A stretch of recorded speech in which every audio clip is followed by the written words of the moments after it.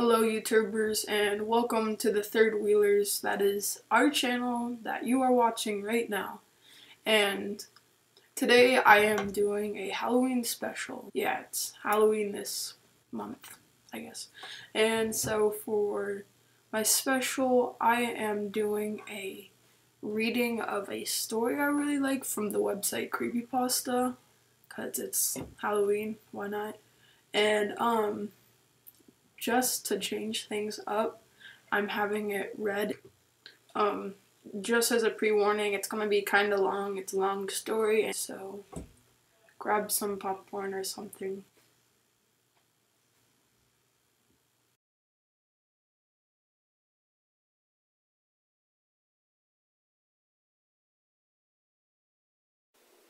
Jeff and his family had just moved into a new neighborhood. His dad had gotten a promotion at work, and they thought it would be best to live in one of those fancy neighborhoods. Jeff and his brother Lou couldn't complain, though. A new, better house. What was not to love? As they were getting unpacked, one of their neighbors came by. "Hello," she said. "I'm Barbara. I live across the street from you." "Well, I just wanted to introduce myself and to introduce my son." She turns around and calls her son over. "Billy, these are our new neighbors." Billy said hi and ran back to play in his yard. "Well," said Jeff's mom, "I'm Margaret, and this is my husband, Peter, and my two sons, Jeff and Lou." They each introduced themselves, and then Barbara invited them to her son's birthday. Jeff and his brother were about to object when their mother said that they would love to. When Jeff and his family are done packing, Jeff went up to his mom. "Mom, why will you invite us to some kid's party? If you haven't noticed, I'm not some dumb kid." "Jeff," said his mother, "we just moved here. We should show that we want to spend time with our neighbors. Now, we're going to that party, and that's final." Jeff started to talk, but stopped himself, knowing that he couldn't do anything. Whenever his mom said something, it was final. He walked up to his room and plopped down on his bed. He sat there looking at his ceiling when suddenly he got the weird feeling. Not so much a pain, but a weird feeling. He dismissed it as just some random feeling. He heard his mother call him down to get his stuff, and he walked down to get it. The next day, Jeff walked downstairs to get breakfast and got ready for school. As he sat there, eating his breakfast, he once again got the feeling. This time, it was stronger. It gave him a slight tugging pain, but he once again dismissed it. As he and Lou finished breakfast, they walked down to the bus stop. They sat there waiting for the bus, and then, all of a sudden, some kid on a skateboard jumped over them, only inches above their laps. They both jumped back in surprise. "Hey, what the hell?" The kid landed and turned back to them. He kicked his skateboard up and caught it with his hands. The kid seems to be about 12, 1 year younger than Jeff. He wears a pastel shirt and ripped blue jeans. Well, it looks like we got some new meat." Suddenly, two other kids appeared. One was super skinny and the other was huge. "Well, since you're new here, I'd like to introduce ourselves." Over there's Keith. Jeff and Lou looked over to the skinny kid. He had a dopey face that you would expect a sidekick to have. "And he's Troy." They looked over at the fat kid. Talk about a tub of lard. This kid looked like he hadn't exercised since he was growing. "And they," said the first kid, "am Randy. Now, for all the kids in this neighborhood, there's a small prize for bus fare if you catch my drift." Lou stood up, ready to punch the lights out of the kid's eyes when one of his friends pulled a knife on him. TSK, I had hoped you would be more cooperative, but it seems we must do this a hard way." The kid walked up to Lou and took his wallet out of his pocket. Jeff got the feeling again. Now, it was truly strong, a burning sensation. He stood up, but Lou gestured him to sit down. Jeff ignored him and walked up to the kid. "Listen here, you little punk. Give back my brother's wallet or else." Randy put the wallet in his pocket and pulled out his own knife. "Oh, and what will you do?" Just as he finished the sentence, Jeff popped the kid in the nose. As Randy reached for his face, Jeff grabbed the kid's wrist and broke it. Randy screamed and Jeff grabbed the knife from his hand. Troy and Keith rushed Jeff, but Jeff was too quick. He threw Randy to the ground. Keith lashed out at him, but Jeff ducked and stabbed him in the arm. Keith dropped his knife and fell to the ground screaming. Troy rushed him too, but Jeff didn't even need the knife. He just punched Troy straight in the stomach and Troy went down. As he fell, he puked all over. Lou could do nothing but look in amazement at Jeff. "Jeff, how'd you?" That was all he said. They saw the bus coming and knew they'd be blamed for the whole thing, so they started running as fast as they could. As they ran, they looked back and saw the bus driver rushing over to Randy and the others. As Jeff and Lou made it to school, they didn't dare tell what happened. All they did was sit and listen. Lou just thought of that as his brother beating up a few kids, but Jeff knew it was more. It was something scary. As he got the feeling, he felt how powerful it was, the urge to just hurt someone. He didn't like how it sounded, but he couldn't help feeling happy. He felt that strange feeling go away and stay away for the entire day of school. Even as he walked home due to the whole thing near the bus stop, and how now he probably wouldn't be taking the bus anymore, he felt happy. When he got home, his parents asked him how his day was, and he said, in a somewhat ominous voice, it was a wonderful day. Next morning, he heard a knock at his front door. He walked down to find two police officers at the door, his mother looking back at him with an angry look.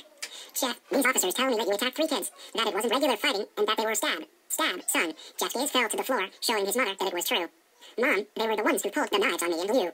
"Son," said one of the cops, "we found 3 kids, 2 stabbed, 1 having a bruise on his stomach, and we have witnesses proving that you fled the scene." Now, what does that tell us? Jeff knew it was no use. He could say him and Lou had been attacked, but then there was no proof it was not them who attacked first. They couldn't say that they weren't fleeing, because truth be told they were. So Jeff couldn't defend himself or Lou. "Son, call down your brother." Jeff couldn't do it, since it was him who beat up all the kids. "Sir, it was me. I was the one who beat up the kids. Lou tried to hold me back, but he couldn't stop me." The cop looked at his partner, and they both nodded. "Well, kid, looks like a year in juvie." "Wait," says Lou. They all looked up to see him holding a knife. The officers pulled their guns and locked them on Lou. "It was me. I beat up those little punks. Have the marks to prove it." He lifted up his sleeves to reveal cuts and bruises, as if he was in a struggle. "Son, just put the knife down," said the officer. Lou held up the knife and dropped it to the ground. He put his hands up and walked over to the cops.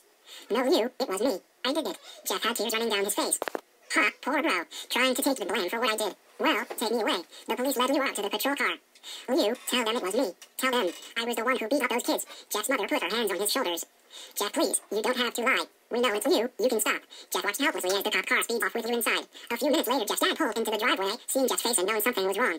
Son, what is it? Jack couldn't answer. His vocal cords were strained from crying. Instead, Jack's mother walked his father inside to break the bad news to him as Jack wept in the driveway. After an hour or so, Jack walked back into the house, seeing that his parents were both shocked, sad, and disappointed. He couldn't look at them. He couldn't see how they thought of Liu when it was his fault. He just went to sleep, trying to get the whole thing off his mind. 2 days went by, with no word from Liu at JDC. No friends to hang out with. Nothing but sadness and guilt. That is until Saturday, when Jeff is woke up by his mother, with a happy, sunshiny face.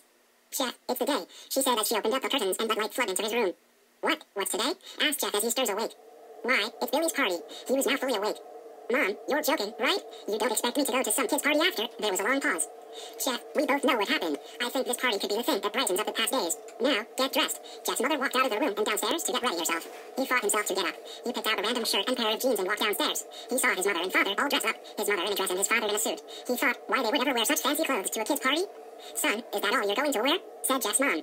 Better than wearing too much, he said. His mother pushed down the feeling to yell at him and hid it with a smile. Now, Jeff, we may be overdressed, but this is how you go if you want to make an impression, said his father. Jeff grunted and went back up to his room. I don't have any fancy clothes, he yelled downstairs. Just pick out something, called his mother. He looked around in his closet for what he would call fancy. He found a pair of black dress pants he had for special occasions and an undershirt. He couldn't find a shirt to go with it, though. He looked around and found only striped and patterned shirts, none of which go with dress pants. Finally, he found a white hoodie and put it on. You're wearing that? They both said. His mother looked at her watch. Oh, no time to change. Let's just go, she said as she herded Jeff and his father out the door. They crossed the street over to Barbara and Billy's house. They knocked on the door and it appeared that Barbara, just like his parents, way overdressed. As they walked inside, all Jeff could see were adults, no kids. The kids are out in the yard. Jeff, how about you go and meet some of them? Said Barbara. Jeff walked outside to a yard full of kids. They were running around in weird cowboy costumes and shooting each other with plastic guns. He might as well be standing in a Toys R Us. Suddenly a kid came up to him and handed him a toy gun and hat. Hey, wanna play? He said. Ah, no kid. I'm way too old for this stuff. The kid looked at him with that weird puppy dog face. Please? Said the kid. Fine, said Jeff. He put on the hat and started to pretend shoot at the kids. At first, he thought it was totally ridiculous, but then he started to actually have fun. It might not have been super cool, but it was the first time he had done something that took his mind off of Liu. So he played with the kids for a while, until he heard a noise. A weird rolling noise. Then it hit him. Randy, Troy, and Keith all jumped over the fence on their skateboards. Jeff dropped the fake gun and ripped off the hat. Randy looked at Jeff with a burning hatred. Hello, Jeff, is it? He said. We have some unfinished business. Jeff saw his bruised nose. I think we're even. I beat the crap out of you, and you get my brother sent to JDC. Randy got an angry look in his eyes. Oh no, I don't go for even, I go for winning. You may have kicked our asses that one day, but not today. As he said that, Randy rushed at Jeff. They both fell to the ground. Randy punched Jeff in the nose, and Jeff grabbed him by the ears and headbutted him. Jeff pushed Randy off of him and both rose to their feet. Kids were screaming and parents were running out of the house. Troy and Keith both pulled guns out of their pockets. No one interrupts or guts will fly, they said. Randy pulled a knife on Jeff and stabbed it into his shoulder. Jeff screamed and fell to his knees. Randy started kicking him in the face. After 3 kicks, Jeff grabbed his foot and twisted it, causing Randy to fall to the ground. Jeff stood up and walked towards the back door. Troy grabbed him. Need some help? He picks Jeff up by the back of the collar and throws him through the patio door. As Jeff tries to stand, he is kicked down to the ground. Randy repeatedly starts kicking Jeff until he starts to cough up blood. Come on, Jeff, fight me. He picks Jeff up and throws him into the kitchen. Randy sees a bottle of vodka on the counter and smashes the glass over Jeff's head. Fight. He throws Jeff back into the living room. Come on, Jeff, look at me. Jeff glances up, his face riddled with blood. I was the one who got your brother sent to JDC, and now you're just gonna sit here and let him rot in there for a whole year. You should be ashamed. Jeff starts to get up. Oh, finally. You stand and fight. Jeff is now to his feet, blood and vodka on his face. Once again, he gets that strange feeling, the one which he hasn't felt for a while. Finally. He's up, says Randy as he runs at Jeff. That's when it happens. Something inside Jeff snaps. His psyche is destroyed. All rational thinking is gone. All he can do is kill. He grabs Randy and pile drives him to the ground. He gets on top of him and punches him straight in the heart. The punch causes Randy's heart to stop. As Randy gasps for breath, Jeff hammers down on him. Punch after punch, blood gushes from Randy's body until he takes one final breath and dies.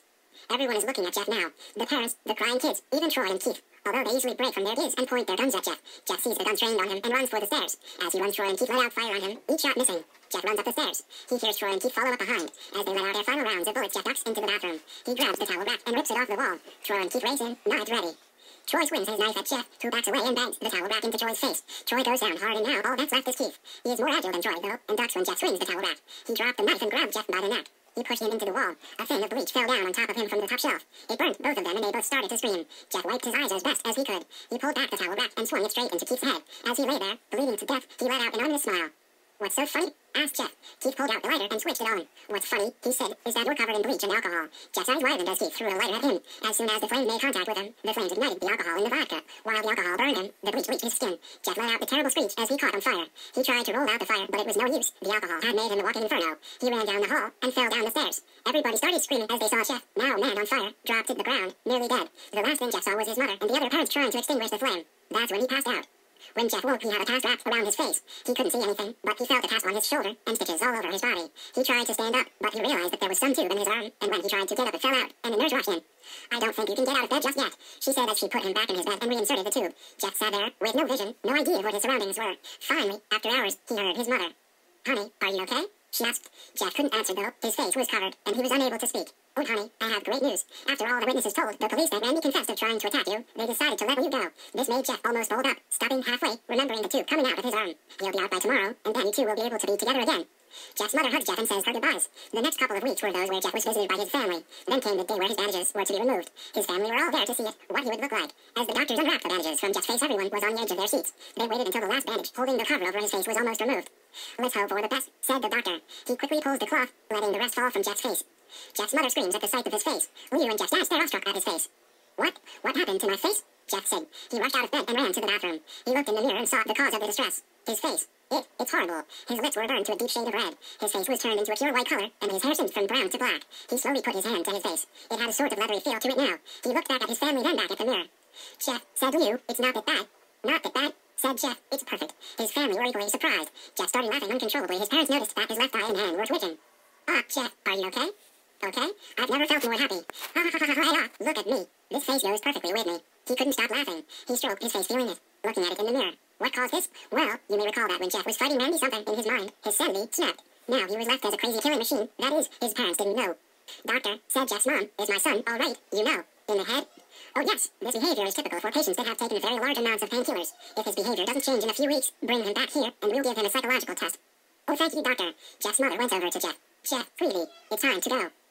Jeff looked away from the mirror, his face still formed into a crazy smile. "Came on me, ha ha ha ha." His mother took him by the shoulder and took him to get his clothes. "This is what came in," said the lady at the desk. Jeff's mom looked down to see the black dress pants and white hoodie her son wore. Now they were clean of blood and now stitched together. Jeff's mother led him to his room and made him put his clothes on. Then they left, not knowing that this was their final day of life. Later that night, Jeff's mother woke to a sound coming from the bathroom. It sounded as if someone was crying. She slowly walked over to see what it was. When she looked into the bathroom, she saw a horrendous sight. Jeff had taken a knife and carved a smile into his cheeks. "Jeff, what are you doing?" asked his mother. Jeff looked over to his mother. "I couldn't keep smiling, Mommy. It hurt after a while. Now, I can smile forever." Jeff's mother noticed his eyes, rimmed and black. "Jeff, your eyes." His eyes were seemingly never closing. "I couldn't see my face. I got tired and my eyes started to close. I burned out the eyelids so I could forever see myself, my new face." Jeff's mother slowly started to back away, seeing that her son was going insane. "What's wrong, Mommy? Aren't I beautiful?" "Yes, son," she said. "Yes, you are. I'll let me go get Daddy so he can see your face." She ran into the room and shook Jeff's dad from his sleep. "Honey, get the gun. She stopped as she saw Jeff in the doorway, holding the knife. "Mommy, you lied." That's the last thing they hear as Jeff rushes them with the knife, gutting both of them. His brother Lou woke up, startled by some noise. He didn't hear anything else, so he just shut his eyes and tried to go back to sleep. As he was on the border of slumber, he got the strangest feeling that someone was watching him. He looked up before Jeff's hand covered his mouth. He slowly raised a knife ready to plunge it into Lou. Lou flashed here and there trying to escape Jeff's grip. "S-H-H-H-H-H-H," Jeff said. "Just go to sleep."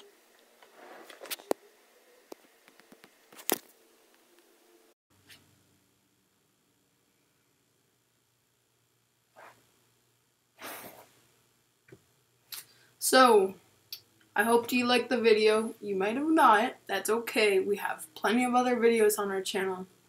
Regardless of if you liked it or not, stop what you're doing, scroll down, hit a like, hit a subscribe, and go on with your day. Happy Halloween.